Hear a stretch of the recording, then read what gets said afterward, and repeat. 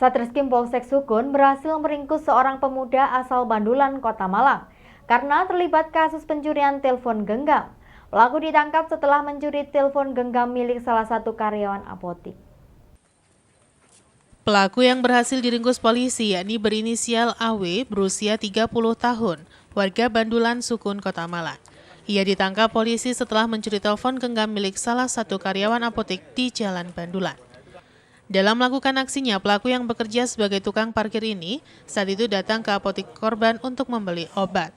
Ia kemudian melihat telepon genggam korban yang tertinggal di dashboard sepeda motor. Melihat situasi aman, pelaku kemudian mengambil telepon genggam korban dan langsung kabur. Korban yang mengetahui aksi pelaku sempat mengejar, namun pelaku berhasil melarikan diri dengan sepeda motor. Korban pun kemudian melaporkan kasus tersebut ke petugas kepolisian Polsek Sukun. Dari hasil rekaman CCTV, polisi kemudian mengejar pelaku dan berhasil ditangkap di rumahnya. Dari penangkapan tersebut, polisi menyita sejumlah barang bukti berupa telepon genggam hasil kejahatan, uang tunai, dan jaket. Akibat perbuatan yang dilakukan, pelaku akan dijerat pasal 363 KUHP dengan ancaman kurungan penjara di atas 5 tahun. Saat ini pelaku masih mendekam di sel tahanan Polsek Sukun, Kota Malang. Modusnya yaitu pada hari Senin tanggal 1 Februari 2021 sekitar pukul 08.30 tersangka tiba di Viva Apotek Jalan Raya Bandulan nomor 78 Kecamatan Sukun, Kota Malang. Akan tetapi saat itu tersangka belum masuk ke dalam Viva Apotek, yang masih di luar. Tersangka melihat satu buah HP Samsung diletakkan di dashboard sepeda motor Honda Vario. Setelah itu tersangka sempat berpikir untuk mengambilnya atau tidak. Niatnya apakah saya ambil atau tidak. Setelah beberapa detik kemudian tersangka turun dari sepeda motor untuk melihat situasi sekitarnya. Aman, ya, begitu tidak ada warga yang melihat, ya, tersangka turun dari sepeda motor untuk langsung mengambil barang yang ada di sepeda motor itu, di dashboardnya. Kemudian dengan tersangka langsung menaiki sepeda motor milik tersangka, miliknya sendiri, ya. Setelah ngambil itu langsung naiki sepeda motornya sendiri, yang kemudian tangan kanannya setelah ngambil itu langsung tersangka bawa kabur, yaitu naik sepeda motornya langsung meninggalkan apotek Viva tadi. Simon Alfredo melaporkan. Jalur Provinsi Malang Kediri kembali terhambat akibat jalan ambrol di kawasan Desa Ngroto, Kecamatan Pujon, Kabupaten Malang. Ambrolnya jalan tersebut dikarenakan tergerus air sehingga lalu lintas Malang Kediri dilakukan sistem buka tutup dan pembatasan kendaraan yang bermuatan berat melintas di kawasan tersebut. Seperti inilah kondisi jalan ambrol di kilometer 7 Desa Ngroto, Kecamatan Pujon, Kabupaten Malang. Jalan ambrol ini sebelumnya 4 hari yang lalu tidak begitu parah dan dilakukan perbaikan oleh Dinas Pekerjaan Umum Provinsi Jawa Timur dengan dipasang penyangga dari bambu. Namun jalan tersebut terus-menerus dilalui kendaraan bermuatan berat, akhirnya bertambah parah dan ambrol sepanjang 20 meter. Menurut penjelasan Dinas Pekerjaan Umum Provinsi Jawa Timur, ambrolnya jalan tersebut selain diakibatkan karena rembesan sumber air, juga disebabkan tergerus air sungai pada pondasi jalan atau pelengsengan. Dinas Pekerjaan Umum Provinsi Jawa Timur menargetkan perbaikan jalan tersebut akan selesai 4 hari ke depan. Akibat kejadian ini, jalur Malang Kediri terhambat dan terjadi kemacetan hingga 3 km, baik dari arah Malang maupun dari Kediri. Jadi awalnya ini tuh longsor karena gerusan air, karena tikungan, ya. Kemudian setelah longsor, ternyata ada rembesan air dari seberang yang melintas di bawah jalan, ya. Dan itu akhirnya mengakibatkan ini tuh longsor juga akhirnya. Kita kemarin mencoba menangani ini, ya, kita gali, dia turun terus, ya. Jadi intinya kita akan perlahan, ya, kita bikin proses dulu, ya, sedikit, ya. Rencana sih kita targetkan 2 minggu ini sebetulnya sudah selesai, 2 minggu ke depan ini, ya, Pak. Sementara untuk mengurangi kemacetan, petugas lalu lintas Polres Batu diterjunkan ke lokasi melakukan sistem buka tutup. Selain melakukan sistem buka tutup, petugas lalu lintas juga melakukan penyekatan jalan dan pembatasan kendaraan bermuatan berat dari Malang menuju Kediri dan dari Kediri menuju Malang. Situasi arus lalu lintas di lokasi tanah longsor yang memakan badan jalan, kondisinya arus lalu lintas dalam kondisi padat, antrian karena memang kondisi di lokasi kita buat sistem buka tutup atau bergantian, sehingga antrian di masing-masing sisi kurang lebih hampir 2-3 km untuk melewati lokasi tanah longsor tersebut.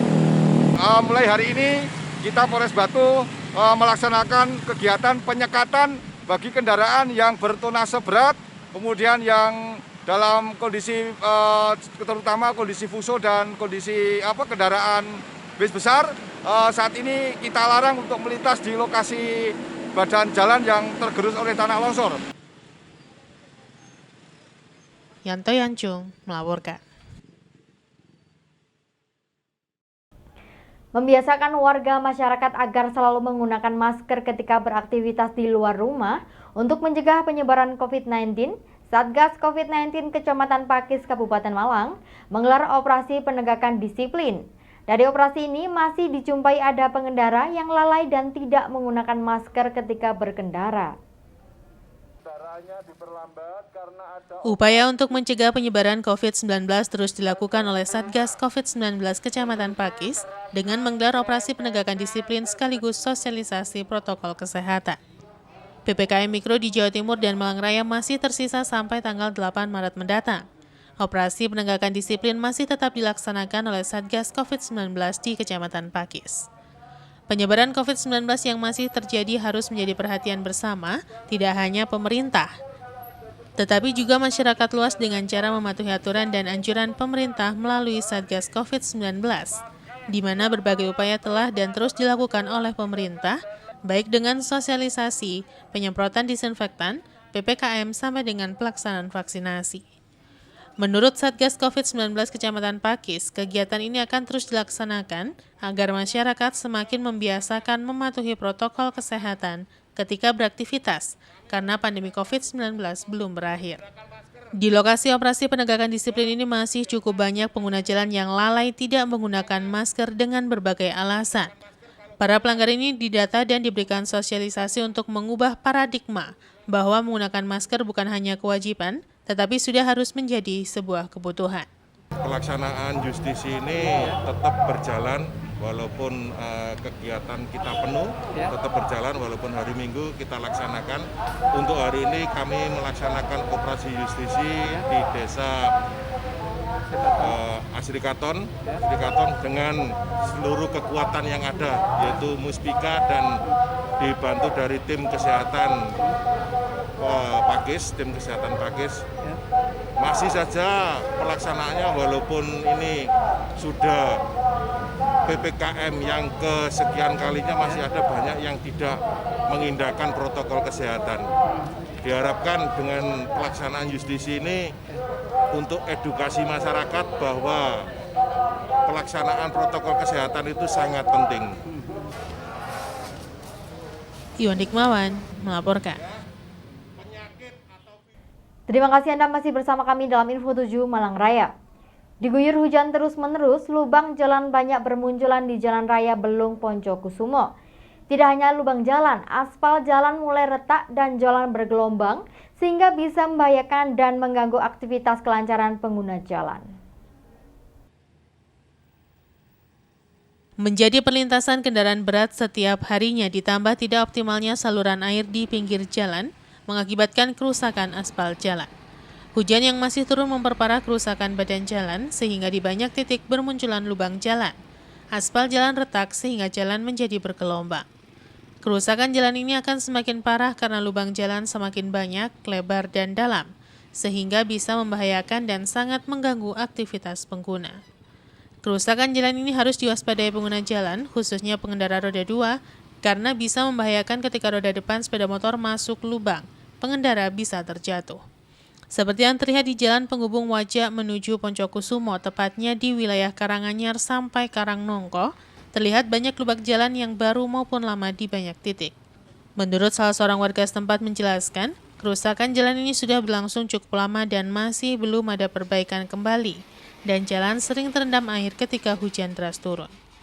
Di Jalan Raya Karangnongko, tepatnya di Jalan Menanjak, terlihat lubang jalan di hampir seluruh badan jalan, sehingga kendaraan yang melintas dari arah yang berlawanan melaju perlahan. Banyak pihak berharap jalan segera ada perbaikan agar kerusakan tidak bertambah parah dan pengguna jalan bisa aman ketika melintas baik siang maupun malam hari. Lama Pak rusaknya Pak? 1 tahunan. 1 tahunan. Mulai dari mana jadi kerusakannya Pak? Mulai dari Wajak sampai Kelurahan Nongko Sewu. Karangnongko? Ya, Karangnongko. Ini ramai Pak yang melintas berarti Pak ya? Ya banyak yang melintas truk pasir tiap hari. Terpasir dari arah? Dari arah Lumajang, dari arah Lumajang Dampit ke sini semua. Lewat ke semua Pak ya? Ya. Jadi saluran air juga kelihatannya masih belum ini Pak ya? Iya, belum maksimal ini. Sudah pernah lihat ada perbaikan Pak? Ini selama ini mulai pemilihan bupati belum ada. Belum ada sampai sekarang? Belum ada. Kerusakannya sudah semakin parah Pak ya? Iya. Pak Harap sebagai warga masyarakat gimana nih Pak? Ya, gimana harus segera betulin, banyak orang jatuhan. Oh gitu Pak ya? Iya, apalagi motor banyak yang jatuh sini. Iwan Hikmawan melaporkan. Dirjen Pengendalian Pencemaran dan Kerusakan Lingkungan atau PPKL KLHK Republik Indonesia memberikan tanggapan positif terkait rencana Pemkot Batu untuk memperluas lahan TPA Telekung dengan memanfaatkan lahan milik perhutani seluas 1,8 hektar. Namun hal itu harus melalui tahap persetujuan dari pihak perhutani maupun Kementerian LHK. Dinas Lingkungan Hidup dan Kehutanan atau DLHK Kota Batu berencana memperluas lahan TPA Telekung Kota Batu dengan memanfaatkan lahan milik perhutani seluas 1,8 hektar. Namun hal itu harus melalui proses tahap persetujuan dari pihak perhutani maupun Kementerian LHK. Saat meresmikan IPAL domestik di Desa Pesanggerahan Kota Batu, Kementerian LHK melalui Dirjen Pengendalian Pencemaran dan Kerusakan Lingkungan MR Kaliansyah mengatakan, perluasan lahan TPA sangat diperlukan apabila terjadi penumpukan sampah dan tidak bisa teratasi lagi. Penentuan lahan juga sangat penting dan tidak boleh menggunakan lahan observasi. Jika memang perluasan lahan ini tidak disalahgunakan, yang jelas akan dibantu terkait persetujuannya, selama lahan itu bukan lahan observasi dan memberi manfaat bagi masyarakat. Yang untuk masyarakat, yang untuk publik sih pasti kita bantu. Kan sepanjang tidak menyalahi aturan kan, kalau misalnya itu boleh dialih fungsi ya kenapa tidak gitu masih. Apalagi ini untuk pengolahan misalnya sampah, untuk publik gitu. Sepanjang bisa tidak bukan itu bukan area konservasi misalnya harus dilindungi, boleh bisa gitu. Itu gimana sih Pak tahapannya Pak? Apakah langsung ke KLHK atau bisa diselesaikan di daerah Pak? Enggak kan tadi kan katanya milik perhutani ya. Perhutani. Nah artian ada dari daerah ke perhutani. Perhutani biasanya juga itu tadi analisis dulu kan. Kalau misalnya sudah oke masalahnya ya tetap jalan keluar izin, nggak masalah. Wakil Wali Kota Batu Punjul Santoso menambahkan, perluasan lahan TPA Telekung sengaja dilakukan karena disebabkan kunjungan wisatawan di Kota Batu pada tahun 2019 mencapai 7 juta. Hal itu mengakibatkan angka penimbunan sampah di Kota Batu meningkat mencapai 90 ton. Lantaran tumpukan sampah itu menjadi sulit teratasi, salah satunya dikarenakan sampah yang dihasilkan dari masyarakat maupun wisatawan terus menumpuk hingga tahun ini. Pemerintah Kota Batu sudah berkoordinasi dengan pihak perhutani terkait perluasan lahan TPA Telekung dengan memfungsikan lahan milik perhutani dan tinggal menunggu MOU dengan pihak perhutani. Diketahui, sel sampah yang ada di TPA Telekung luasnya 9.000 meter dan luas total mencapai 5 hektar. Kepala DLH Kota Batu Aris Setiawan mengungkapkan, perluasan TPA Telekung dengan memfungsikan lahan milik perhutani tersebut diperlukan anggaran 80 juta rupiah. Perluasan diperlukan untuk menambah sel sampah. Perluasan lahan TPA Telekung ke sisi barat agar bisa diterapkan sanitary landfill. Pemerintah kota sudah berkomunikasi dengan pihak perhutani. Sebetulnya tidak hanya sekarang dengan kasus Lindi itu sudah lama karena proses itu segala sesuatu kan butuh proses ya, yang pertama semacam itu. Karena dulu TPA kita kan adanya di Ngaglik ya, tidak di sana.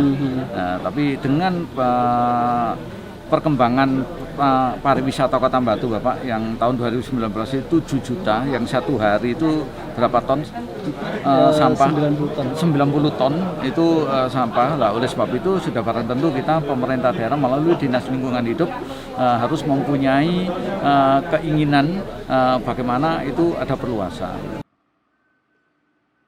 Yanto Yanjung melaporkan. Terima kasih Anda masih bersama kami dalam Info 7 Malang Raya. Mahalnya harga cabai rawit yang kini tembus Rp120.000 per kilogramnya ternyata berdampak pada pelaku UMKM yang memproduksi sambal. Sejumlah pelaku UMKM terpaksa mengurangi bahan baku cabai dan menaikkan harga jual sambal yang diproduksi. Sedangkan untuk tingkat penjualan menurun hingga 40% semenjak harga cabai mahal. Salah satu pelaku UMKM yang memproduksi sambal botol di Kota Malang yakni Viani Rizky Amalia. Viani yang sudah 4 tahun menggeluti usaha sambal botol merasakan dampak yang luar biasa akibat naiknya harga cabai rawit yang tembus Rp120.000 per kilogramnya. Biasanya, dalam sekali produksi sambal botol, Viani membutuhkan 20 kg cabai rawit.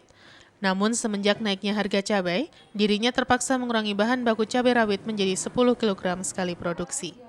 Selain mengurangi bahan baku cabai, untuk harga jual sambal yang diproduksi terpaksa dinaikkan harganya. Hal ini dilakukan untuk tetap bertahan di tengah mahalnya harga cabai rawit di pasaran. Selain itu, Viani mengaku semenjak pandemi hasil penjualan sambal produknya menurun hingga 70%. Dan di saat mahalnya cabai, tingkat penjualan menurun menjadi 40%. Sebagai pelaku usaha kecil, Viani pun berharap agar harga cabai rawit di pasaran lekas normal di angka Rp25.000 hingga Rp30.000 per kilogramnya, sehingga tidak berdampak pada produksi sambal yang ia geluti. Dampaknya dari segi untung dan ruginya berasa banget sama penjualan saya. Gitu. Seperti apa Mbak? Merosot sampai berapa persen atau bagaimana? Iya, naiknya kan sampai 4 kali lipat dari harga biasanya ya. Jadi ya mungkin dari untungnya itu yang merasa. Sampai jadi berkurang persen, Mbak? Sekitar sampai 70%-an. Mbak, dalam sejarah ini paling mahal selama jualan sambal botol? Selama saya dari tahun 2017 itu ini paling mahal naiknya. Biasanya paling mahal itu tahun kemarin itu sekitar harga masih kisaran 80.000. Tapi kalau tahun ini paling mahal itu 120.000 ini. Strateginya gimana Mbak? Menaikkan harga atau mengurangi cabai atau bagaimana? Saya biar nggak customer saya nggak ninggalin ini ya, biar rasanya nggak berkurang, jadi saya mungkin agak naikin harga. Ada beberapa varian yang saya naikin harganya.